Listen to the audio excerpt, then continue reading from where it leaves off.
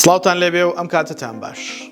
من سرود خورشید لە کەناڵی ئاسۆی زانکۆ لە خزمەتتانین بۆ درێژەدان با ڤیدیۆکانمان سەبارەت بە زانکۆ و پەیمانگاکانی هەرێمی کوردستان تاوەکو بزانین کەمترین کۆنمرەکان بە زانکۆڵاین و پارالێل و ئێواران گشتی و پارێزگای چەندە.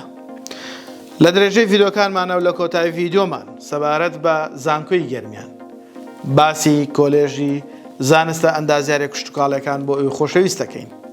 با بزانین کەمترین کۆنمرای وەرگیرا و گشتی و پارێزگای لە چه ئاستێکایە و ئێوەی خۆشەویستیش بۆ وەرگرتنی داتا و زانیاریەکان لەم ڤیدیۆیە لەگەڵمان بن. کۆلێژی زانستە ئەندازیارێک کشتتوکاڵەکان لە زانکۆی گەرمیان یەک بەشی هەیە کە ئەویش زانستی ئاژەڵە، لقی زانستی وەرەگرێت، زانکۆڵاینی پارێزگا 59.9 و گشتێکەشی بە هەمان کۆنمرە.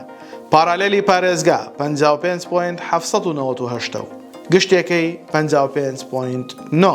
قوتابیان و خوێنکارانی ئازیز ئەوەی باسمان کرد کۆتا کۆلێژ بوو لە زانکۆی گەرمیان کە کۆلێژی کشتتوکاڵ بوو.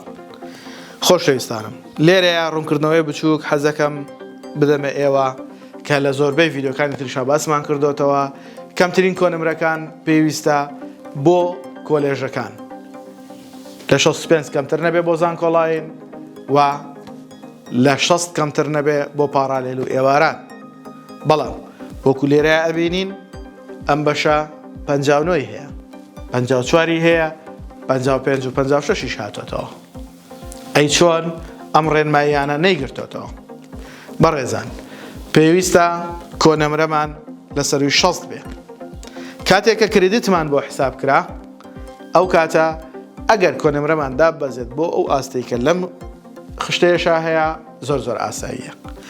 بەڵام ئەگەر لە ئەسڵا کۆنەمرەمان لە خوار 60 بوو ئەو کاتە کێشەمان بۆ دروستە بێ و لە سیستەمی زانکۆڵاینە ناتوانین کۆلێژەکان هەڵبژێرین بە هیوای ئەوەی کۆنمرەی باش، بەشی باش، ئاواتەکانتان هەر هەمووی بە یەکەوە لەسەر خێر ببێ بە نسیبتان. خۆشەویستانم، لایک و کۆمنت، سەبسکرایبی کەناڵەکەمان لە یاد مەکەن و هاوڕێیانیشتان بێبەش مەکەن لە بینینی کەناڵەکەمان بە هیوای سەرکەوتنی ئێوەی خۆشەویست.